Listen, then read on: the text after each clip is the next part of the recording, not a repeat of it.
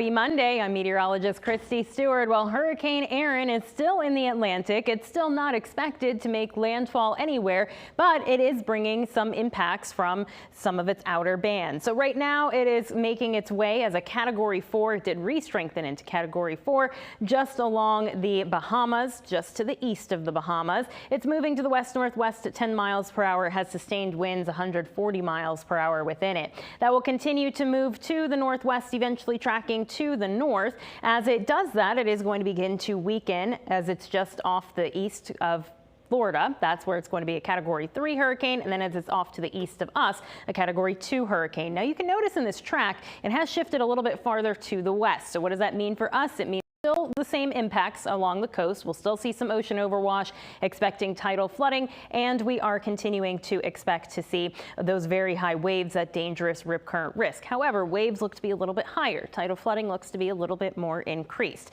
So with this, we are going to be continuing to see some strong gusty winds. Those winds have also increased a little bit of what we're expecting along the immediate coastline. So we'll really see these impacts Wednesday through Thursday. That's the main days that we need to be looking out for these coastal impacts from Hurricane Erin. We do have those gusts that will be starting off about 20 miles per hour down towards Hatteras. That's Wednesday morning. The rest of the coast about 15 miles per hour. So not too bad there. But as we get into your Thursday morning, that's when things really ramp up. This is kind of the peak of those wind gusts around 8 a.m. Thursday. 40 mile per hour wind gusts for Hatteras, 35 for Kill Devil Hills, 25 miles per hour for Onancock, 30 miles per hour for Virginia Beach. As we continue to see Erin making its way to the north, we'll still be pretty breezy with 20 mile per hour wind gusts as we head into your Friday morning, but throughout the day on Friday should be seeing those winds becoming a little less gusty. So with those strong wind gusts, of course, we're going to be seeing some higher waves, very rough surf, high rip current risk out there along Hatteras, 13 feet waves. So definitely expecting to see some ocean overwash out there. We're also already seeing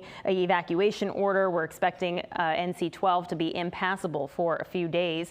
As we continue to see Erin making its way to the north, we'll see those waves along the rest of our coastline becoming a little bit higher. So 7 feet for Sandbridge, 5 foot for Kill Devil Hills, 12 foot for Hatteras. That's as we get into your Thursday morning. And look at this buoy as we get closer to the eye wall of Hurricane Erin. 29-foot waves are expected. So a good thing that Erin is still well offshore from us. Eventually, those waves will still be dealing with that dangerous rip current as we head into the day on Friday. 6-foot waves is what it is looking like along Kill Devil Hills and up towards Sandbridge.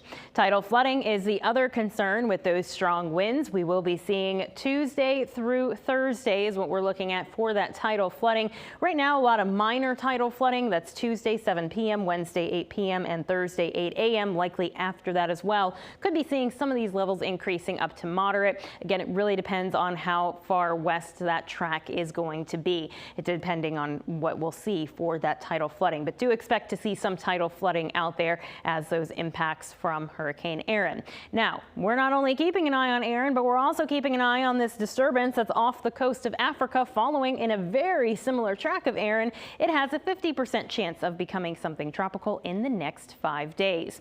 Here locally, what are we going to be expecting as far as other rain that will be there? We're not really expecting to see rain from the outer bands of Erin, but we do have a stationary boundary over us that will be stalled out until Erin moves through, and that can continue passing as a cold front. So with that, for the rest of today, scattered showers and thunderstorms, and that's really what we expect to see for the next few days until that front can get a move out of here. So isolated to scattered showers and storms today, tomorrow, and into the day on Wednesday. So just make sure that you're keeping that rain gear on hand. Again, not a washout, but we will be seeing some rain. Could see some heavy downpours that could dump up to a couple of inches of rain. So that could also lead to some localized flash flooding.